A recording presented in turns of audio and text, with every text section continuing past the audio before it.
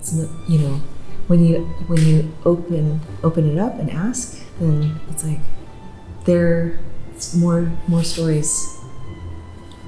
I find that really beautiful because I find that stories can come up in the most unexpected ways.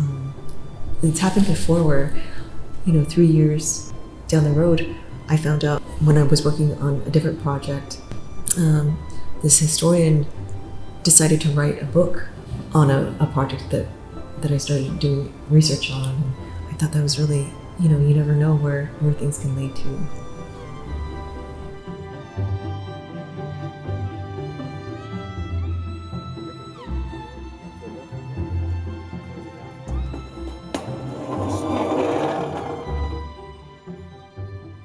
Hello, my name is Midori Hirose, and I'm the artist behind the Furin project.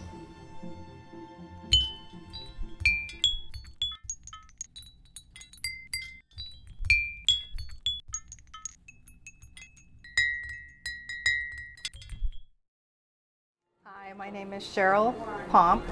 My maiden name was Inahara. I was born October 11th in 1955 in Portland, Oregon. And I've lived in Portland, Oregon my whole life. My family grew up in southeast Portland, and my father was a pharmacist and had a pharmacy over on 60th and Belmont. And so I've been in the southeast Portland neighborhood for many years. That's where I grew up, that's where we played, we had friends, family, all our memories came from that. As long as I can remember, my grandparents and my parents were always gardening. My mother and her family had a farm in Montevilla, about 104th and Harrison. It would be right behind the Adventist hospital that is currently there. And they raised strawberries, raspberries, cabbage, different vegetables and that my grandfather would take to market and sell. And my mom and her brothers and sisters would help on that farm and help him get to market and those kinds of things. But they lived there. My mom was actually born in the farmhouse that was on their property by a midwife and lived there until they were interned in Minidoka. And she went to school at Russellville School, and I believe when they had to be interned, she was in the 8th grade. So I want to answer this one question about my greatest influence, and that was my mother. She, like I said, she grew up in the farm, and then they got taken away as kids and gone to this camp and lived in the camp. She actually was in the camp, I believe, for almost 3 years. My name is Kenneth Tom Kinoshita. I was born in Portland, Oregon. My dad actually was born, it's in Portland now, but it was like between Portland and Gresham at the time. And they had a farm there. It was a farming community, and so there were a lot of Japanese American farmers, families, and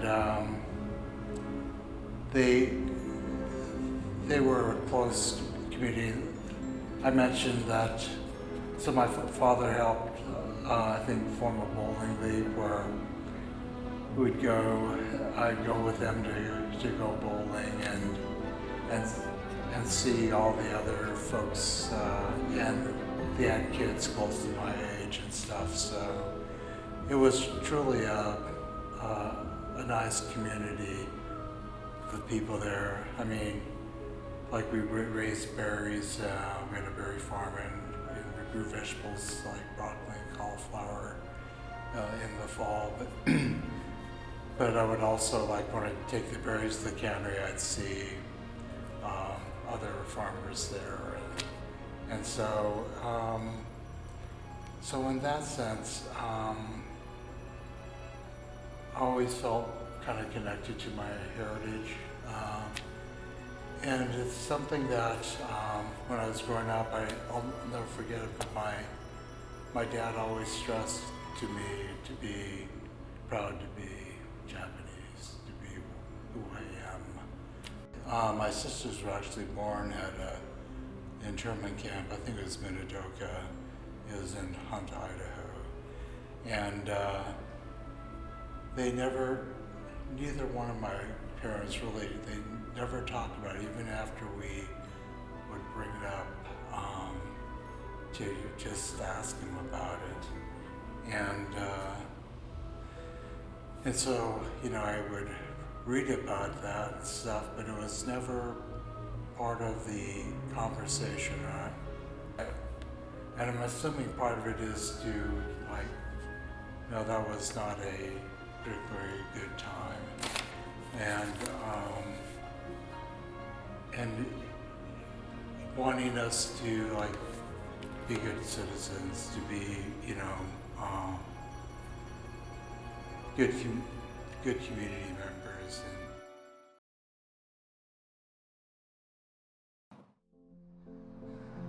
What I was interested in was to find out about the Southeast Portland area, 82nd. This area is called the Orchards of 82nd. This is where my research began. What I found out was that there were Japanese American farming communities here in this area. This was prior to the war, and it was quite fascinating to me to find out the history and how rich it was. And what led me into this was connecting with descendants of those farmers and even people who live in the area. And so something that I came across was how Furin, which are Japanese wind bells, those, I found out historically the Japanese wind bells hung in trees. And there's still trees, fruiting trees in this area as well. So I thought, oh, this would be such a wonderful, beautiful connection to create with community members here and now. What I did was start composing this call, inviting community members, and this involved over 8 community organizations to participate in this free clay bell making workshop. And I thought the form of clay made most sense because clay is from the earth, and connecting the human earth connection I thought was very important, essential to the project itself. And so I started pulling together hosting different workshops, providing, making sure that there were always materials, the clay and tools, hand tools, and share the process of that with people. And you didn't have to be versed in working with the material at all. It was just a matter of sharing the space with one another and discuss and highlight the history of how rich the history of this area was and is. When it comes to the Furin bell, the anatomy of it is there's the bell shape, and then there's the clapper on the inside, and then from that is a piece of paper, usually, that's strung with a cord, and that's all attached. I find that really beautiful, how stories can be passed on, from one generation to the next, as to oh, what is the story about this bell, and being able to share that story about where they're living, the person's living, and how they're connected with the history of the Japanese history, and then sharing that with their future. I find that really beautiful because I find that stories can come up in the most unexpected ways.